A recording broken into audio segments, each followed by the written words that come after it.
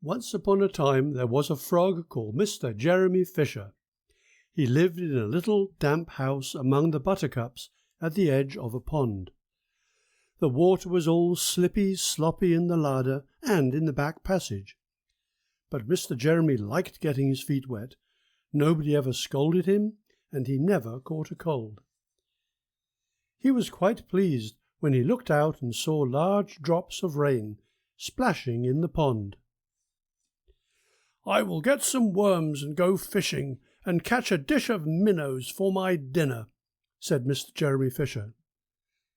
"If I ever catch more than 5 fish, I will invite my friends Mr. Alderman Ptolemy Tortoise and Sir Isaac Newton. The alderman, however, eats salad." Mr. Jeremy put on a mackintosh and a pair of shiny goloshes. He took his rod and basket and set off with enormous hops to the place where he kept his boat. The boat was round and green and very like the other lily leaves. It was tied to a water plant in the middle of a pond. Mr. Jeremy took a reed pole and pushed the boat out into open water. "I know a good place for minnows," said Mr. Jeremy Fisher. Mr. Jeremy stuck his pole into the mud and fastened the boat to it. Then he settled himself cross-legged and arranged his fishing tackle. He had the dearest little red float. His rod was a tough stalk of grass, his line was a fine long white horsehair, and he tied a little wriggling worm to the end. The rain trickled down his back, and for nearly an hour he stared at the float. "This is getting tiresome. I think I should like some lunch," said Mr. Jeremy Fisher. He punted back again among the water plants and took some lunch out of his basket. "I will eat a butterfly sandwich and wait till the shower is over," said Mr. Jeremy Fisher. A great big water beetle came up underneath the lily leaf and tweaked the toe of one of his goloshes. Mr. Jeremy crossed his legs up shorter out of reach and went on eating his sandwich.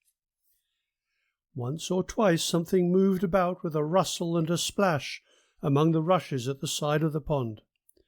"I trust that is not a rat," said Mr. Jeremy Fisher. "I think I had better get away from here." Mr. Jeremy shoved the boat out again a little way and dropped in the bait. There was a bite almost directly. The float gave a tremendous bobbit. "A minnow! A minnow! I have him by the nose!" cried Mr. Jeremy Fisher, jerking up his rod. But what a horrible surprise! Instead of a smooth, fat minnow, Mr. Jeremy landed little Jack Sharp, the stickleback, covered with spines. The stickleback floundered about the boat, pricking and snapping until he was quite out of breath. Then he jumped back into the water. And a shoal of other little fishes put their heads out and laughed at Mr. Jeremy Fisher. And while Mr. Jeremy sat disconsolately at the edge of his boat, sucking his sore fingers and peering down into the water, a much worse thing happened. A really frightful thing it would have been if Mr. Jeremy had not been wearing a mackintosh. A great, big, enormous trout came up, kerflop, pop, pop, pop, pop, with a splash, and it seized Mr. Jeremy with a snap. "Ow, ow, ow!" And then it turned and dived down to the bottom of the pond. But the trout was so displeased by the taste of the mackintosh that in less than half a minute it spat him out again, and the only thing it swallowed was Mr. Jeremy's goloshes. Mr. Jeremy bounced up to the surface of the water like a cork and the bubbles out of a soda water bottle, and he swam with all his might to the edge of the pond. He scrambled out on the first bank he came to, and he hopped home across the meadow with his mackintosh all in tatters. "What a mercy that was not a pike," said Mr. Jeremy Fisher. "I have lost my rod and basket, but it does not much matter, for I am sure I should never have dared to go fishing again."